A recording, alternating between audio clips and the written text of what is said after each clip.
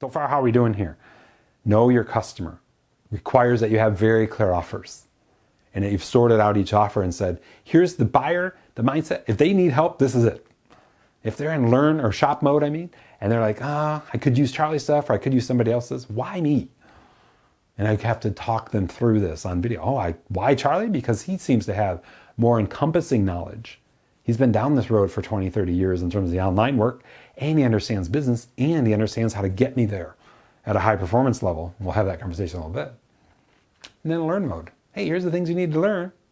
And you're loving, caring, and guiding them down that path in those three modalities, or one of those three modalities.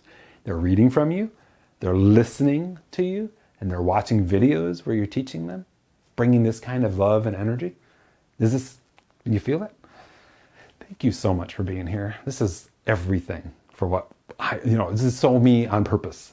Being here with you, helping you understand how important it is to know your customer and to know how they map into your different offers, the different solutions that you provide. And at a shopper level, a learner level, and a buyer level. Second item is where we get into the what we call a persuasion of this and the arc of the message, right? So it's to know their challenges or struggles or frustrations, their ambitions, their goals, and their dreams. This languaging here, if you know these things, is incredibly critical for how you language a sales video, how you language copy in a website that's going to influence them to either give you an email address or purchase something from you. And we talk a lot about this in our previous trainings and in my online courses. But the concept comes from, the way I like to think about it, it comes from the Persuasion Formula, which is session 10 of the core sessions. If you're in our mastery community or you're in our group coaching program, go to session 10 and really dive into the 9 elements of influence and the Persuasion Formula. But let me kind of go over those for you just so you have a frame. So when we know their challenges, ambitions, goals, and dreams, we can construct copy, content, whether that's written, audio, or video, that is completely mapped to how people best absorb. So we're in alignment with how people best absorb information. So a couple ideas. When you feel something, people buy from emotion and they're happy. When you can get them to a place of recognizing, you know what, this camera solves all your needs and makes you look good and helps you get your message out to the world. And I know that's important to you because you've expressed that as an ambition, goal, or dream. They sense the love of that. They connect to that. And I'm always about unconditional love and making a connection to something you love to do or love to put into the world. So we're aiming towards that end. But we're using language that helps them assess. Yeah, I want to get there. Yeah, that's important to me. Yeah, that's my dream, my goal, my ambition. But I'm struggling with what I got to do first. And I'm so upset because I have no idea and I just spent, here's what I hear, $5,000 and this guy led me down the wrong path. Typically that's because he didn't understand the 7 fundamentals, at least the first 2. Knowing his customer and understanding the challenge to ambition. So often in our industry, in the web development and internet marketing industry, the conversation isn't about this. It's about what do you want? And show me a site you like, and we're going to copy it and then we'll put it up. And they're missing the entire uniqueness, the entire, as Simon Sinek teaches in the Golden Circle, out of the book Start With Why, the how that company does what they do uniquely and the why they do it. You know, I'm so clear on why I do what I do. It's to help you from where you're at to where you want to be, to really dream bigger and go after it, to use best practices as we get there, to be thinking holistically about how this really helps the world, and to make sure we're peppering that language back into our videos, our podcasts, our audio, our written word, and we're doing that consistently over the long term.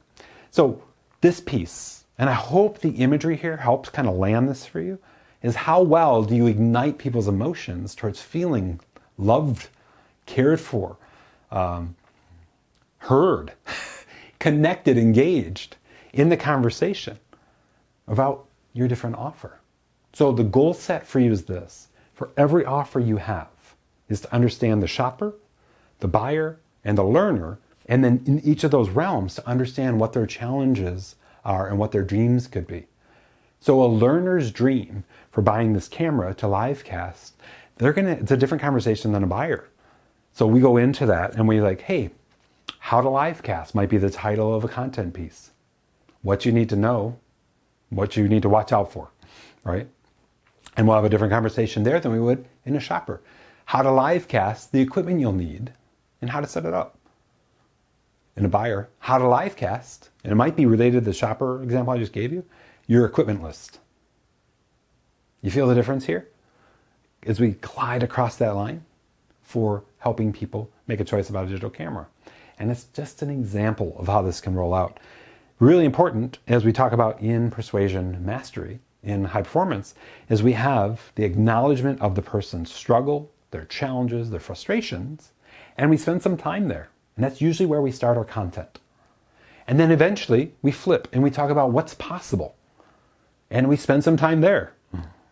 And then finally we ask or share in our content, in our video and our audio, how to get from S to A, struggle to ambition. Or as I like to say, how to bridge that gap, right? So let me take you down another path here. When I meet with people, there was a time where I was meeting with 8 new clients a day and going through this exact outline with them. And I'd say, okay, tell me about what you're selling. Tell me about your customers. What are they at like in the buyer stage, in the learn stage in the shopper? I never really thought about that. What is the thing you sell that's most desirable, most profitable, and most enjoyable for you to put into the world?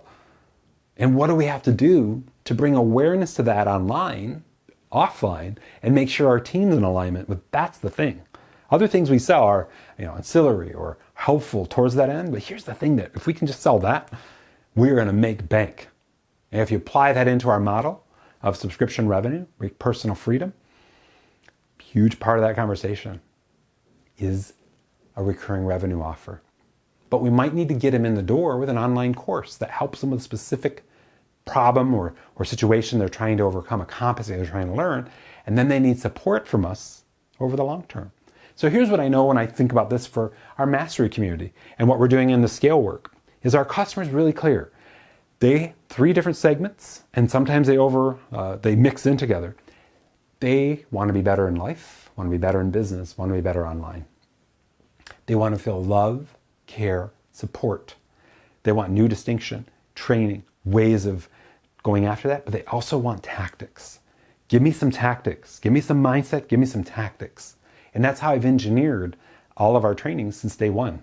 4 years ago, I still can't believe I'm saying that, is that we have bigger mindset, specific training and stories and illustrations, kind of like what we're doing today.